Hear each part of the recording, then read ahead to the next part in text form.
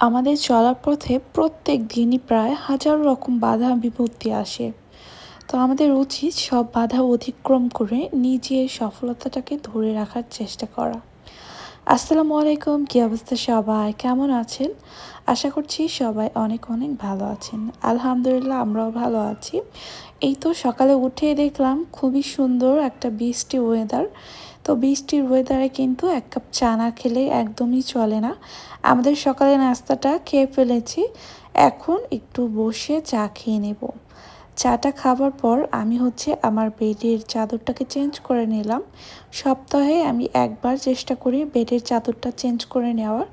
যেহেতু ছোট বাবু আছে, এই কারণে আমি খুবই তাড়াতাড়ি করে বেডের চাদরটা চেঞ্জ করি।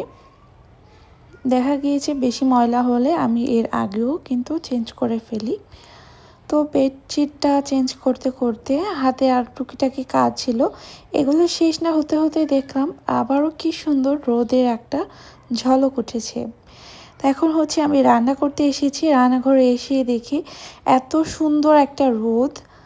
আর এই রোদ উঠলেই কিন্তু আমি এখানকার মানি প্লান্টটাকে একটু সামনের দিকে এগিয়ে দিই, এতে করে গাছটা একটু রোদ পায় আর গাছটা একটু ভালো থাকে, সতেজ থাকে।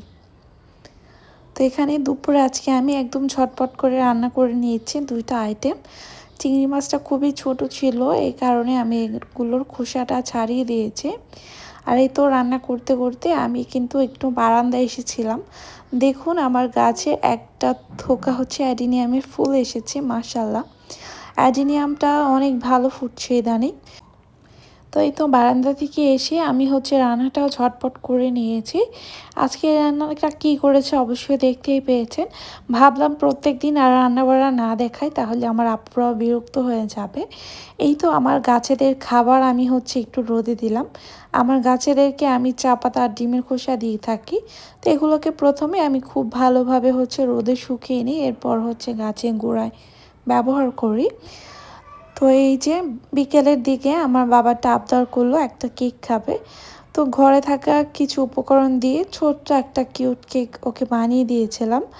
আর মাশাআল্লাহ কেকটা খুবই সুন্দর হয়েছিল এবং খেতেও কিন্তু খুবই ভালো হয়েছিল। আপনারা যদি চান আমি অবশ্যই আমার এই কেকের রেসিপিটা পরবর্তী ভিডিওতে শেয়ার করব। আর এই তো সন্ধ্যাবেলা বসে আমি এক কাপ চা খেয়ে নিলাম। আজকের ভিডিওটা একদম ছোট মেক করেছি, কেমন লাগলো অবশ্যই কমেন্ট করে জানাবেন। আল্লাহ হাফিজ।